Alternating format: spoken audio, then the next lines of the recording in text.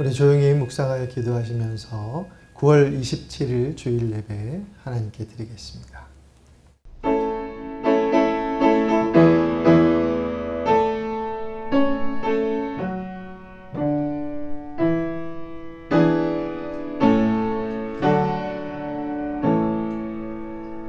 아버지께 참되게 예배하는 자들은 영과 진리로 예배할 때가 오나니 곧 이때라. 아버지께서는 자기에게 이렇게 예배하는 자들을 찾으시느니라. 하나님은 영이시니 예배하는 자가 영과 진리로 예배할지니라. 아멘.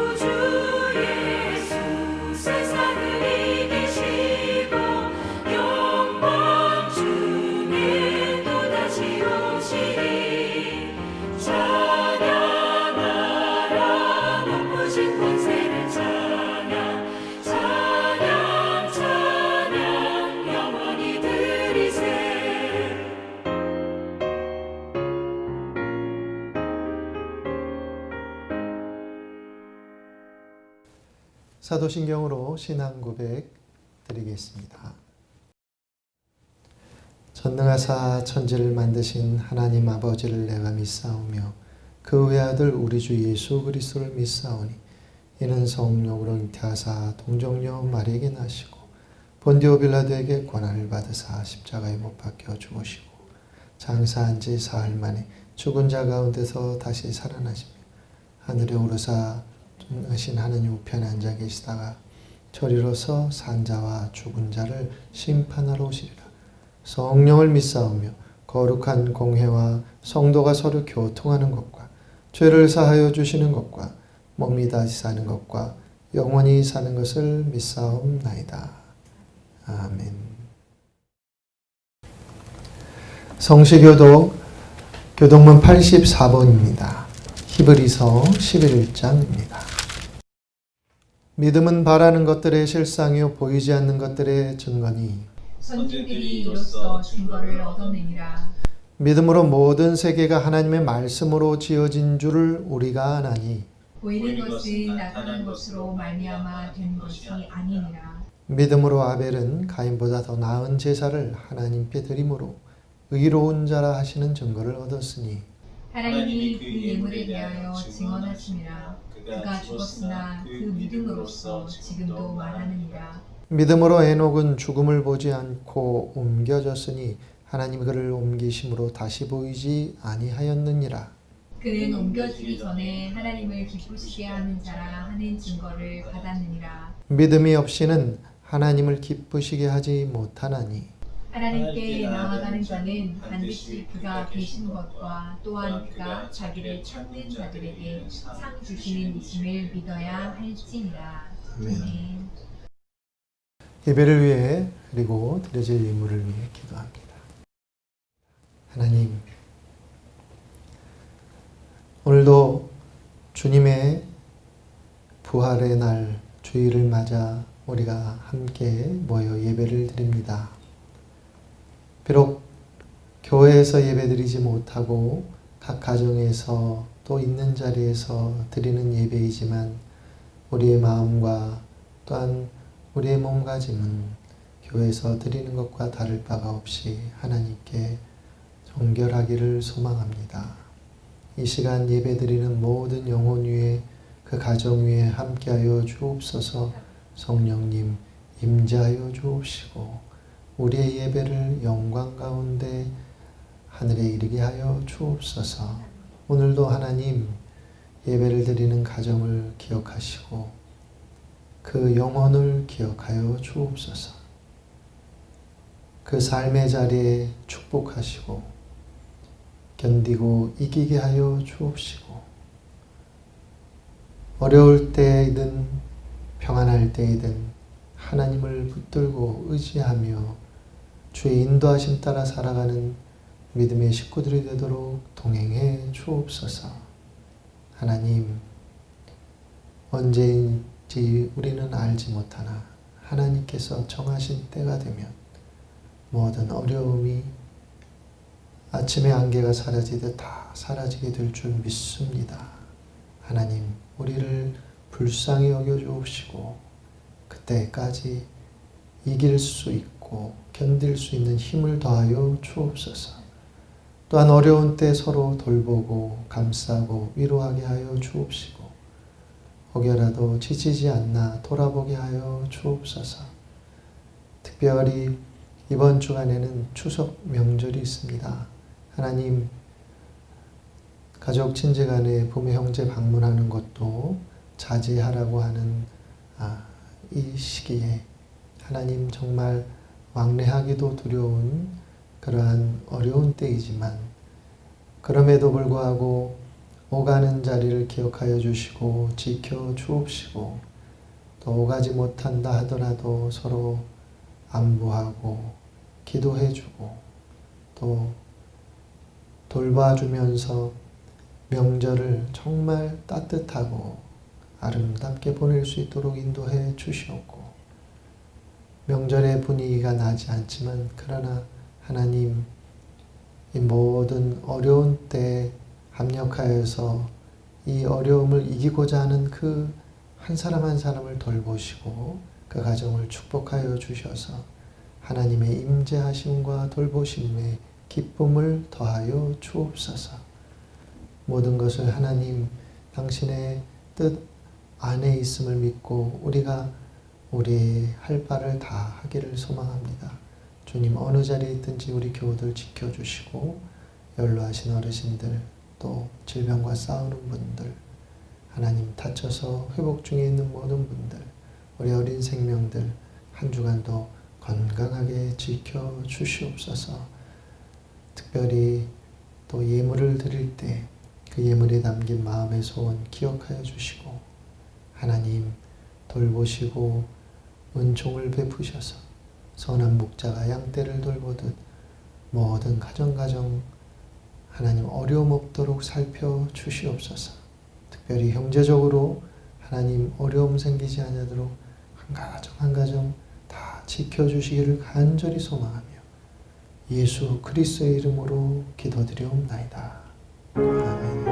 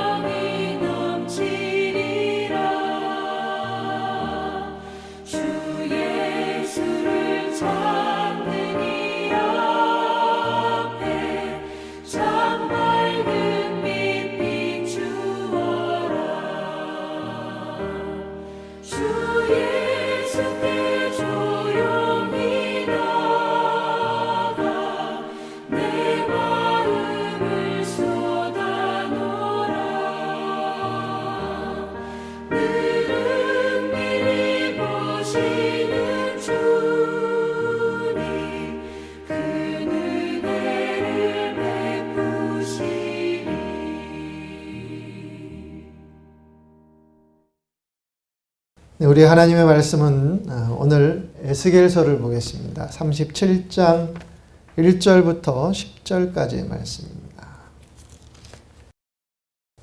여호와께서 권능으로 내게 임재하시고 그의 영으로 나를 데리고 가서 골짜기 가운데 두셨는데 거기 뼈가 가득하더라. 나는 그 뼈 사방으로 지나가게 하시기로 본즉 그 골짜기 지면에 뼈가 심이 많고 아주 말랐더라. 그가 내게 이르시되 인자야 이 뼈들이 능히 살 수 있겠느냐 하시기로 내가 대답하되 주 여호와여 주께서 아시나이다. 또 내게 이르시되 너는 이 모든 뼈에게 대언하여 이르기를 너희 마른 뼈들아 여호와의 말씀을 들을지어다. 주 여호와께서 이 뼈들에게 이같이 말씀하시기를 내가 생기를 너희에게 들어가게 하리니 너희가 살아나리라. 너희 위에 힘줄을 두고 살을 입히고 가죽으로 덮고 너희 속에 생기를 넣으리니 너희가 살아나리라. 또 내가 여호와인 줄 너희가 알리라 하셨다라. 이에 내가 명령을 따라 대언하니 대언할 때 소리가 나고 움직이며 이 뼈 저 뼈가 들어맞아 뼈들이 서로 연결되더라. 내가 또 보니 그 뼈에 힘줄이 생기고 살이 오르며 그 위에 가죽이 덮이나 그 속에 생기는 없더라. 또 내게 이르시되 인자야 너는 생기를 향하여 대언하라. 생기에게 대언하여 이르기를 주 여호와께서 이같이 말씀하시기를 생기야 사방에서부터 와서 이 죽음을 당한 자에게 불어서 살아나게 하라 하셨다 하라. 이에 내가 그 명령대로 대언하였더니 생기가 그들에게 들어가매 그들이 곧 살아나서 일어나 서는데 극히 큰 군대더라. 아멘. 할렐루야. 네, 주님의 이름으로 여러분들 모두를 축복합니다. 조금만 또 견디면 우리가 또 교회에서 예배할 수 있지 않을까 그렇게 믿고 있습니다. 또 추석 명절 모두가 건강하고 행복하게 보내시길 주님의 이름으로 축원합니다. 항상성이라는 말이 있죠. 호메오스타시스. 그러니까 우리 몸이 그리고 생물체들이 자신의 내부 환경을 항상 최적의 상태로 유지해 가려고 하는 성질을 갖고 있다는 거죠. 그걸 항상성이라고 말합니다. 항상성을 유지하는 것이 요즘 코로나 시대에는 굉장히 중요해졌습니다. 왜냐하면 지금은 어딜 가든지 발열 체크를 합니다. 공항에서는 체온이 적정 범주를 넘어서면 아예 비행기에 탑승하지 못하게 한다고 합니다. 식당에 가도, 카페에 가도, 극장에 가도, 은행에 가도 발열 체크를 합니다. 그래서 체온이 적정 범주를 넘어서면 입장을 시키지도 않습니다. 결국 만약 우리가 항상성을 잃는다, 우리 몸이 항상성을 잃는다면 지금은 어디를 가든지 제가 공개적인 활동을 할 수 없는 세상이 되어버렸어요. 외부 활동을 안전하게 할 수 있는 상황이 아닌 것이 요즘 우리의 삶입니다. 예배당에 올 때도 발열 체크를 하게 되어 있으니 여러분 신앙생활에 있어서도 항상성을 유지하는 것이 꽤 중요합니다. 우리 체온의 항상성은 스스로 우리 몸이 스스로 조절해 가면서 지키는 그런 능력을 갖고 있는데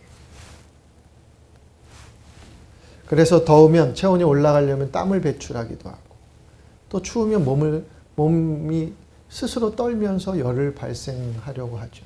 우리 몸은 그런 자생적인 능력이 있어요. 그런데 신앙생활에 있어서 저와 여러분은 그런 항상성을 유지하려는 자생적인 노력이 얼마나 있는가. 신앙생활의 항상성은 뭐라고 표현하면 좋을까? 상황에 구애받지 않고 하나님에 대한 경외감, 감사함, 또 겸손함을 잃어버리지 않는 것. 그리고 교회에서 예배를 드리든 가정에서 예배를 드리든 어느 자리에서 예배를 드리든 그 마음가짐과 몸가짐이 흐트러지지 않는 것. 또한 비록 좀 어려운 형편들이지만 그럼에도 불구하고 이웃에 대한 관용과 사랑의 태도를 잃지 않으려고 하고 필요한 이웃들에게 내 것을 나눌 수 있는 마음을 지속적으로 품고 살아가는 것. 이런 것이 신앙생활의 항상성이 아닌가 생각합니다. 이런 것이 흐트러졌을 때 내 스스로 그런 것들을 회복해가는 능력이 우리 안에 있어야 돼요. 신앙생활의 항상성을 유지하는 힘은 그 근본적인 힘은 어디에서 나올까요? 그것은 바로 믿음에서 나오게 됩니다. 사실 믿음이라고 하는 말 자체에는 항상성이 담보되어 있습니다. 믿음을 뜻하는 성경의 언어는 에무나라는 언어죠. 제가 몇 번 말씀드린 적 있습니다. 그때 이제 말씀드리지 않은 내용 중에 에무나가 갖고 있는 두 가지 속성에 대해서 잠깐 말씀드리면 두 가지 속성이 있어요. 이 에무나라고 하는 단어가 갖고 있는 그거는 확실성과 신실성입니다. 믿음을 표현할 때 이 에무나라고 하는 단어를 사용했는데 성경에 보면 내 믿음의 대상이신 하나님에 대해서 그 하나님을 신뢰하는 것, 그 신뢰하는 것에 대한 확실성, 그것이 하나 있어야 되고 둘째는 신실성, 즉 지속적이면서 변하지 않고 신뢰의 상태를 유지해 가는 것. 하나님을 대할 때 그런 신뢰의 상태를 신실하게 유지시켜 가는 모습이 내 안에 있을 때 그런 모습을 성경은 에무나로 표현했습니다. 그것이 믿음이라고 하는 단어에 담긴 의미라는 거죠. 만약에 난 그 사람 믿어 라고 확신 있게 말했는데 누군가 와가지고 야, 그 사람이 너에 대해서 이랬대 저랬대 라고 말을 이렇게 안 좋은 말을 전하는 누군가의 그 이야기에서 금세 내 마음이 이리 갔다 저리 갔다 흔들리게 되면 그거는 이 에무나와 상관없는 거예요.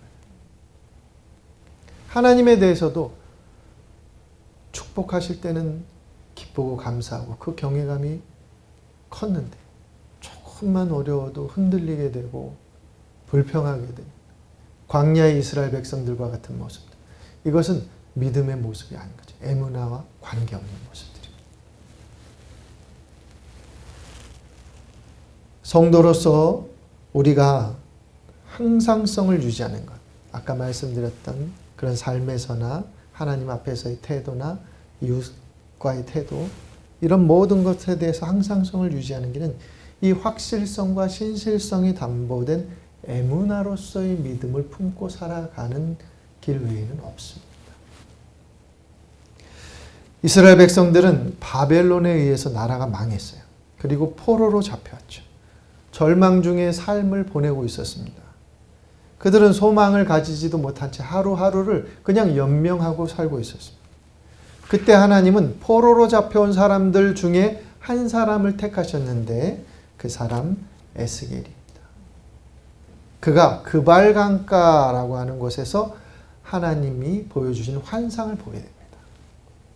1장에 그 환상의 내용이 있어요.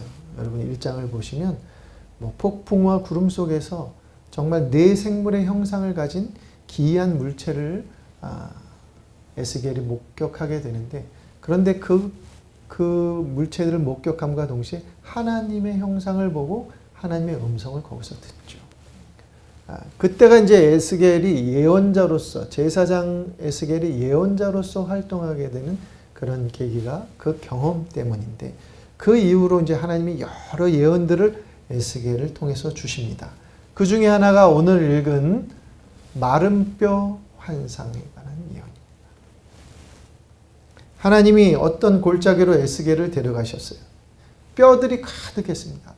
다 말라있는 그 뼈 사이를 지나가게 하셨어요.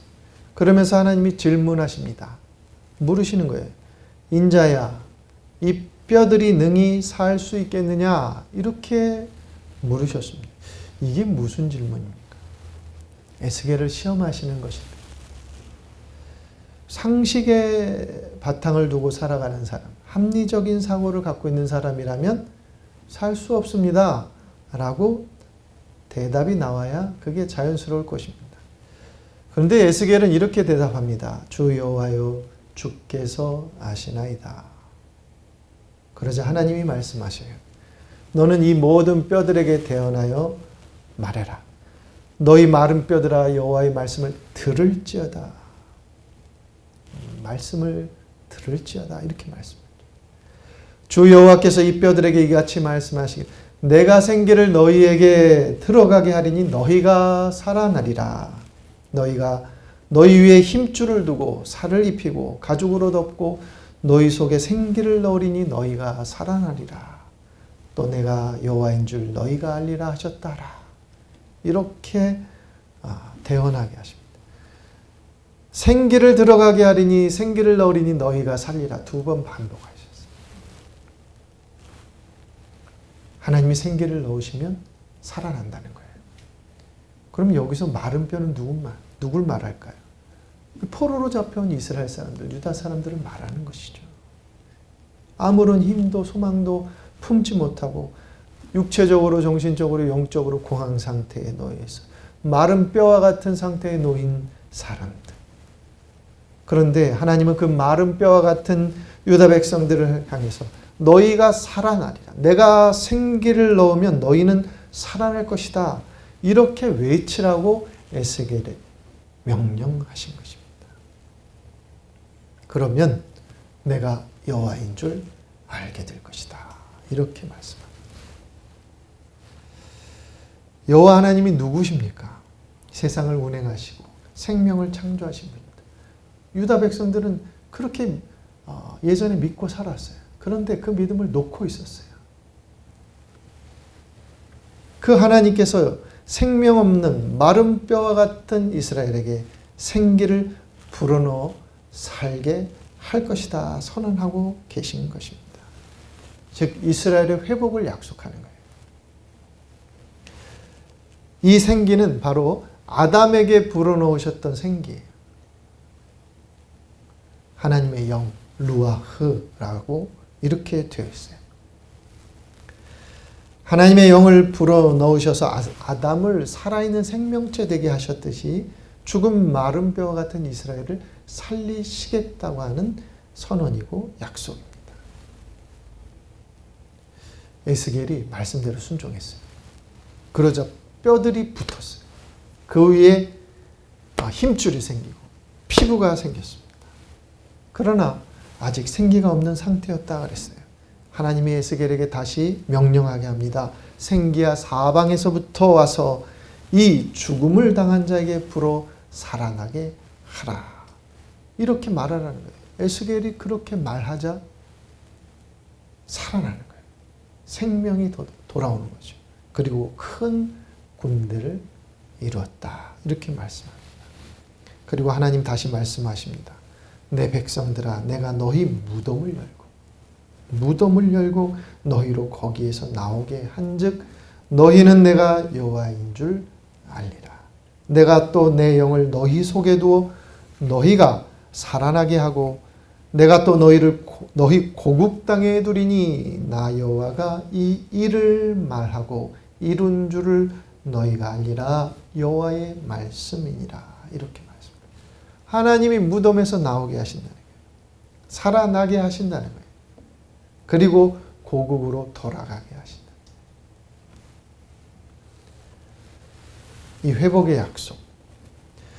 여러분 이 마른 뼈와 같이 영적으로 육체적으로 정신적으로 다 피폐했던 이스라엘 이 유다 사람들이 이 에스겔의 예언을 듣고 어땠을까요? 누군가는 그냥 듣는 둥 마는 둥 했을 수도 있습니다. 그러나 누군가는 심장이 두근댔을 것입니다. 깨어났을 것입니다. 잠자고 있던 믿음. 그렇지. 하나님이 세상을 창조하시는 거지. 하나님이 생명을 주시는 분이지. 이 믿음이 살아나고 그 믿음이 살아나면서 소망을 품기 시작했을 것입니다. 누군가는 그러했을 거예요. 에스겔에 주신 예언의 말씀이 죽어있던 영혼들을 흔들어 깨우고 마음속에 소망을 싹트게 하였을 것이고 그들의 믿음을 꿈틀거리게 하였을 것입니다. 여기 반응한 사람들이 분명히 있었을 것입니다. 바라기는 우리 교우들 마음에도 에스겔의 이 말씀들이 소망을 싹트게 하는 은혜가 있게 되기를 간절히 축원합니다. 같이 들어도 가슴을 두근두근 그렇게 심장을 박동하게 하는 그러한 역사가 일어나는 사람이 있어요. 그들이 남자가 되는 거예요. 오늘 우리의 모습이 마른 뼈와 같다는 생각을 하게 될 때가 있습니다. 정말 이리저리 절망적인 상황에 놓여서 어찌할 바를 모르는 우리의 모습들을 보게 됩니다. 캄캄한 현실이 언제까지 지속될지 그걸 모르니까 또 더 불안해합니다. 군인들이 가끔 이런 얘기죠. 거꾸로 매달아도 국방부시는 돌아간다. 그래요. 시계가 가면 자기 정해진 제대 날짜가 온다는 거죠. 그 제대 날짜 바라보고 이겨내는 겁니다. 끝을 아니까 이겨낼 수 있다. 그런데 우리는 지금 끝이 언제일지 모르니까 힘들어하는 거예요. 그런데 하나님은 끝을 정해놓고 일을 하셔요. 하박국을 향해서도 정한 때와 기한이 있다 말씀하셨어요.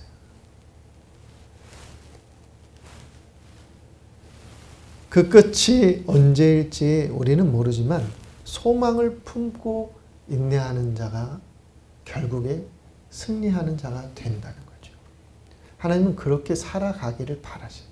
그래서 예언의 말씀으로 에스겔을 통해서 이스라엘 백성들에게 그리고 우리들에게 소망을 주고자 하시는 것입니다. 여러분, 이 재앙 앞에 어떨 때는 저도 그래요. 야, 목사로서 이 재앙 앞에 할 수 있는 게 아무것도 없어요. 교회가 이 재앙 앞에 속수무책인 거예요. 교회가 기도하면 재앙이 물러가고 질병이 그쳐야 되는데 다윗이 회개하고 모세가 하나님 앞에 중보하였을 때 재앙이 그쳤잖아요. 그런데 우리의 교회들이 기도하고 우리의 교회들이 회개하는데 재앙이 멈추지는 않습니다. 우리가 회개하지 못해서 그런가? 회개가 충분하지 못해서 그런가? 우리의 기도가 진실하지 못해서 그런가? 낙심하게 됩니다. 교회의 모습들이 세상에 소망을 줄 수 있어야 하는데 그러지 못하고 있어요. 어쩌면 영적이어야 할 교회가 너무 세속적이라 사회적 비난에 직면해 있고 또 교회가 이제 걱정거리로 전락해 버린 듯한 모습 우리도 잘 알고 있어요. 그런 모습들을 아직까지 떨쳐내지 못해서 그런 것인가 하는 그런 마음에 안타깝기도 합니다. 과연 교회와 여러분에게 세상의 소망을 마음 놓고 품고 둘 수 있을까? 이런 얘기하면 막 마음이 무거워지죠. 여러분도 마음이 무거워지실 것입니다. 만약 여러분 하나님께서 저와 여러분에게 지금 에스겔에게 던지신 그 질문을 하신다면 여러분은 우리는 어떻게 대답할까요? 누구누구야 이 마른 뼈들이 살 수 있겠냐? 누구누구야 교회가 희망이 되겠느냐? 누구누구야 우리 성도들이 이 시대, 이 절망스러운 이 시대에 소망을 줄 수 있겠느냐? 이 세상을 다시 살릴 수 있겠느냐? 우린 뭐라고 대답할까요? 각자 여러분 마음속으로 대답하시기 바랍니다. 에스겔은 주 여호와여 주께서 하시나이다. 이렇게 대답했습니다. 저는 이 에스겔의 대답이 에스겔의 믿음을 고백한 것이라고 봅니다. 주님만이 아신다고 하는 답변은 주님만이 하실 수 있다는 의미이기도 하기 때문에 그렇습니다. 비록 멀리 바벨론의 포로로 잡혀온 신세이지만 에스겔은 하나님을 섬겨온 사람이에요. 제사장이었어요. 그는 지금 하나님에 대한 신뢰를 잃어버리지 않고 있는 겁니다. 신락 같은 믿음이라도 그 믿음 지금 붙들고 있는 거예요. 예루살렘 성전이 아닌 바벨론 이방 땅에 있지만 에스겔은 믿음만은 간직하고 있었습니다. 에스겔의 이 믿음의 고백이 하나님이 하실 수 있지라고 하는 소망을 갖게 된 근본적인 힘이었을 것입니다. 여러분, 그런 의미에서 하나님을 향한 살아있는 믿음은 오늘을 견뎌내는 버팀목이 되는 줄 믿습니다. 아까 하박국 얘기를 했지만 하박국서를 보면 하나님께서 유다의 죄를 징계하시는데 더 악한 바벨론을 들어서 사용하시거든요. 하박국은 그게 이해가 안 됐어요. 왜 더 악한 자로 덜 악한 자를 때리시냐 이거죠. 왜 그렇게 징계하시냐.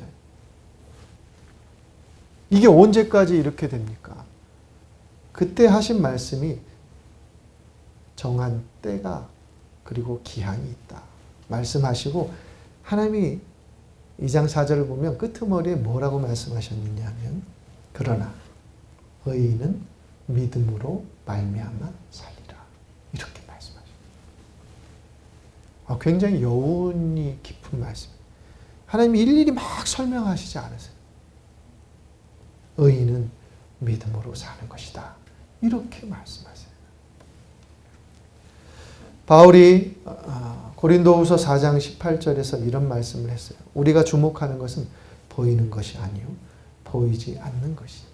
보이는 것은 잠깐이요 보이지 않는 것은 영원함이라. 여러분, 믿음의 세계를 산다는 것이 뭘까? 그것은 영원에 잇대어 사는 것, 영원에 연결하여 사는 것 아닐까 생각합니다. 우리는 지금의 현실만 보는 거예요. 그러니 절망하고 낙심하는 거예요. 그러니 소망이 없다고 자꾸 느끼는 거예요. 그러니 불신앙의 말들이 입술에서 자꾸 나오는 거죠. 믿음은 보이지 않는 세계를 바라보는 거예요. 영원에 잇대어 살아가는 거예요. 영원 속에 계신 하나님을 오늘 나의 삶의 자리, 오늘 우리의 현실에서 역사하도록 만드는 힘이 바로 믿음에 있는 줄 믿습니다. 우리가 이 믿음의 역사를 볼 수 있게 되기를 주의 이름으로 축원합니다. 누가복음 18장 8절에서 인자가 올 때 세상에서 믿음을 보겠느냐, 예수께서도 그렇게 탄식하셨지만 우리 교우들에게서 그 믿음을 보시게 되는 은혜가 있기를 간절히 축원합니다. 믿음이 우리를 일으킬 것입니다. 믿음이 우리를 살릴 것입니다. 믿음이 소망의 열매를 우리에게 가져다 줄 것입니다. 하나님이 여러분을 기억하고 계세요. 하나님이 여러분을 도우실 것입니다. 하나님 우리를 도우실 것, 하나님 우리를 회복하여 주실 것에 대한 신뢰와 분명한 에무나로서의 믿음, 저와 여러분에게 있기를 주의 이름으로 축원합니다. 에스겔처럼 주님이 하십니다. 그리고 주님이 하십니다. 이렇게 믿고 고백하고 그 믿음으로서 살아가는 모습을 세상 가운데 보일 때 진짜 우리는 세상의 소망이고 희망으로 서게 될 줄 믿습니다. 우리 교회가 그런 희망을 줄 수 있는, 그리고 여러분의 삶이, 저의 삶이 누군가에게 그런 소망을 줄 수 있는 삶이 되기를 간절히 축원합니다. 기도하겠습니다. 하나님, 우리와 함께 하심을 믿습니다. 우리와 함께 하시는 하나님은 살아계신 하나님, 살아계신 하나님이 우리를 기억하시고 우리를 돌보시고 우리를 푸른 초장과 맑은 시내 분명히 그리로 인도하실 것을 믿습니다. 하나님 바울의 고백, 다윗의 고백처럼 우리도 나의 평생의 선하심과 인자하심 정녕 나를 따르리니 내가 여호와의 집에 영원히 살리로다 고백하게 하여 주옵소서. 예수 그리스도의 이름으로 간절히 기도드리옵나이다. 아멘. 네.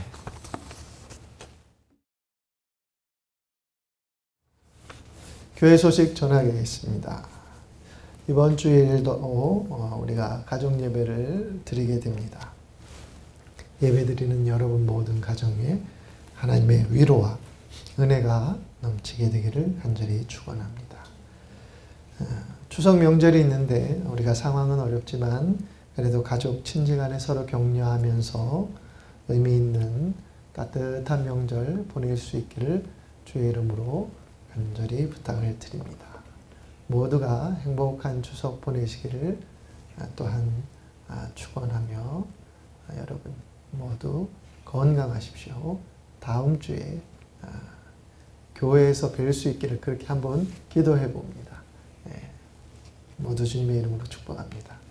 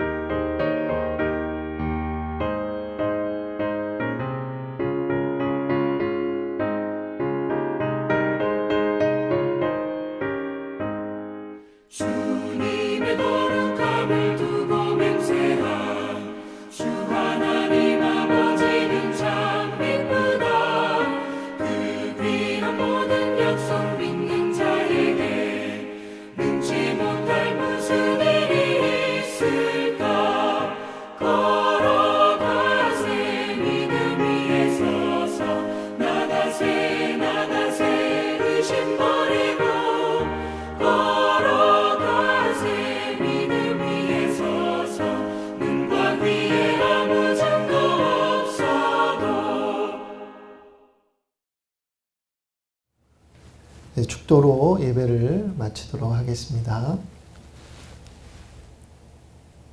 하나님 우리를 도우소서. 우리에게 말씀을 주소서. 그 말씀을 듣는 이들에게 믿음을 더하여 주소서. 믿음을 품고 살아가는 이들에게 이길 수 있게 하소서. 승리하게 하여 주옵소서. 이기는 자들에게 흰옷을 입히신다 약속하셨으니 하나님 믿음의 흰옷을 입는 원미교우들이 되도록 동행해 주옵소서.